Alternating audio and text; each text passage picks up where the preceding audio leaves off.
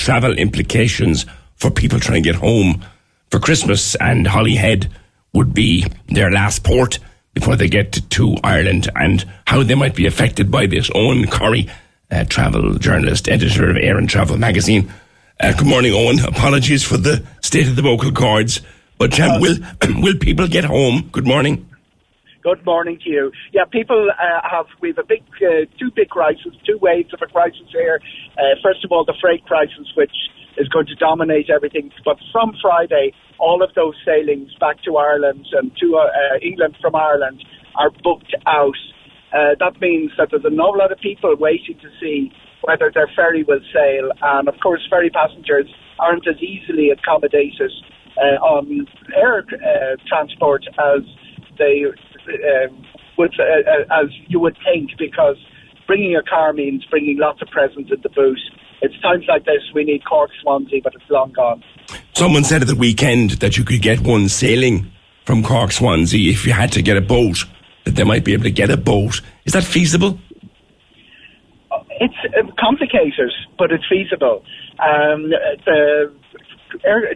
Usually the availability of ferries is a big problem at this time of the year, but we have the ferry capacity. It's very interesting how this all played out, PJ.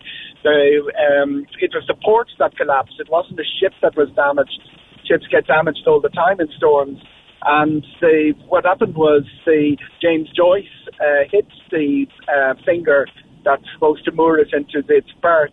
And when the Ulysses pulled in a little later, that's when it collapsed. It was quite a dangerous collapse. We're very lucky nobody was injured in it. If the ships are there, the port is not. Big problem. Yeah. So realistically, and that Chris, the photographer, who's had a look at it, I'm sure you've seen his work. He said it could be many weeks. The photographs are quite spectacular. There's an entire... They're the fingers that hold the ferry in place. The listeners will be very familiar how slick the boarding and unboarding process is in a ferry port nowadays. It all pulls in. It's locked down within seconds, minutes. Then they unload and load.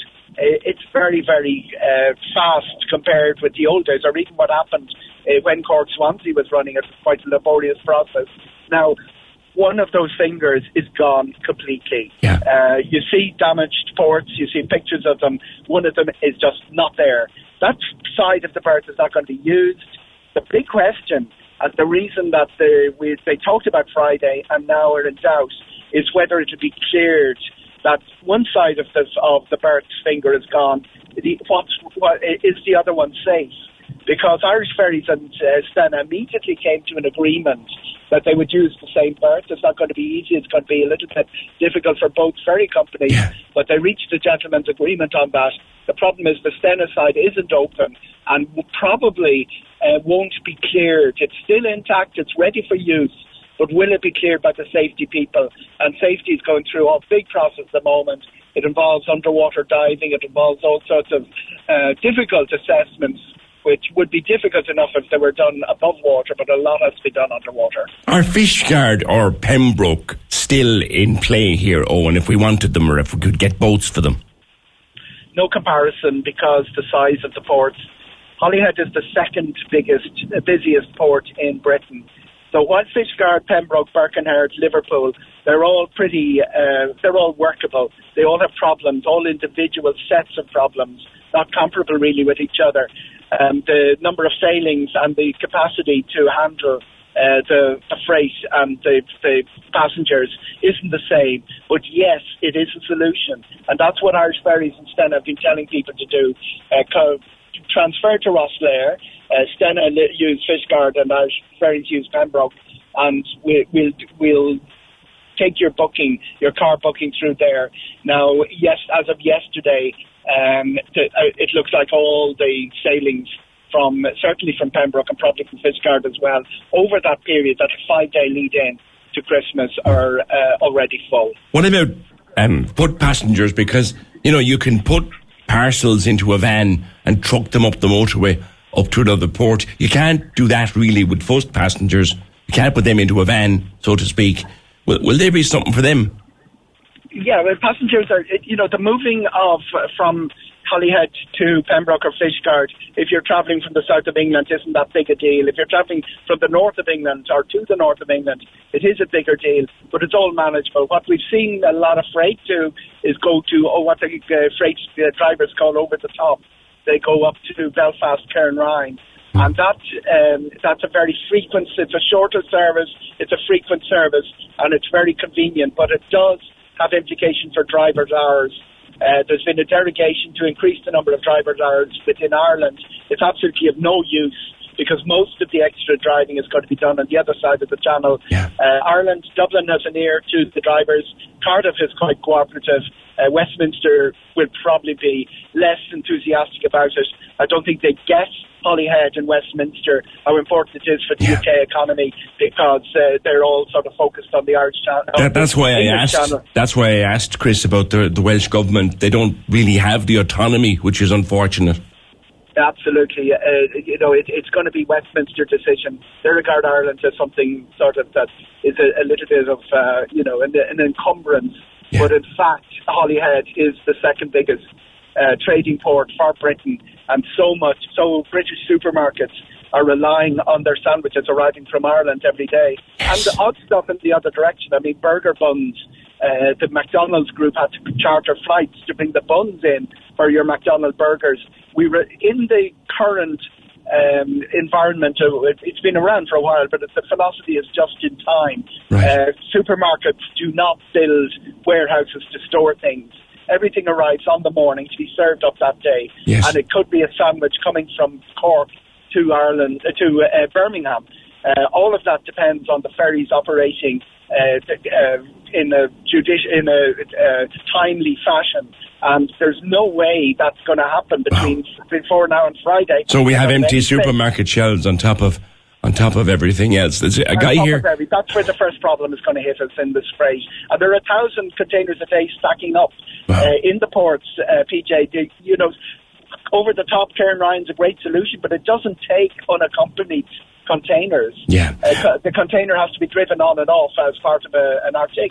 So there are all sorts of individual small problems arising with all of the solutions. Yeah. The only solution is to get Holyhead up and running back again. All right. And that conversation, I think, about Fishguard or Pembroke, there's a man on the phone here who said he spent years at sea.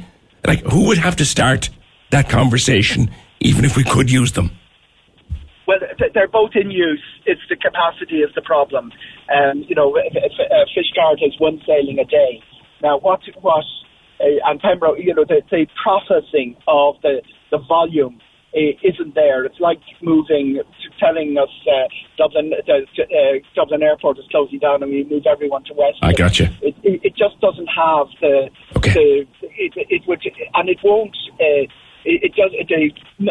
amount of traffic it handles in the year doesn't justify it. It's just really a problem that we need to get Holyhead back up and running, and even one berth on Friday, and I've no confidence even that one berth on Friday, but even one berth on Friday would go a long way to solving the problem. And you can't see that happening at this point in time. It's beginning to look very, very rough now for Friday. Generally, travel across Christmas, Owen, busy? Busy. There are some extra flights coming into Cork, but the number of flights into Dublin had to be reduced by the passenger cap, because remember there's a court case has put next summer's restrictions on hold, but it was too late for the winter restrictions. So we have 100,000 air seats through Dublin Airport this Christmas, fewer than we had last year. That's a big problem because a lot of people are coming long haul, a lot of people are coming home from the America, Far East, places like that, and going in the other direction. And it's while Belfast has offered some sort of an outlet, it's absolutely clear that it's going to pushed prices up, probably not by as much as Michael O'Leary predicted. Never known to understate things, Mr. O'Leary, but there is a problem already with capacity, and that is an issue for Holyhead as well, because passengers who look for another choice for getting to and from Ireland, either it won't be there or the prices will be exorbitant. Lastly, Owen, you've been writing on your travelextra.ie site about a man called Edward Walsh. We're going to know him very well over the next few years. It's very interesting. A lot of the media coverage has concentrated on his golfing because he is one of those corporate guys that spends a lot of time on the golf course, and obviously has played with Trump or has been struck up a friendship with him. Wasn't a big Trump supporter. 2016, Ted Christie ran for president, didn't get very far, and he was Edward Walsh from New Jersey was one of his big supporters. He runs a construction company, as many Irish Americans did. Is very, very wealthy. But I can tell you now, without slandering anyone, that it's so great to see Trump nominate an ambassador almost straight away, because we waited a long time for him to find anyone to nominate for the Irish Embassy the last time round. Could this be good for us? Yeah. And he was very inactive, Ambassador Crawford. But Edward Walsh, I do think he knows where Ireland is, which is a big help on some of the ambassadors we've had before. He also has a very hard act to follow. Claire Cronin was marvellous. Yeah. Big friend of Ireland, very frequent visitor to Cork, and loved Cork particularly, and visited all 32 counties. Very knowledgeable about Ireland. We're going to miss her terribly, but the Queen is dead, long live the King. Edward Walsh is arriving. I look forward to meeting him. All right. Owen, thank you very much. As always. It's a great pleasure, PJ. Cheers. Eoghan Corry of travelextra.ie. It's going to be slow. It's going to be busy. We need more capacity. Can we get a boat out of Swansea? Can anything be done to get our people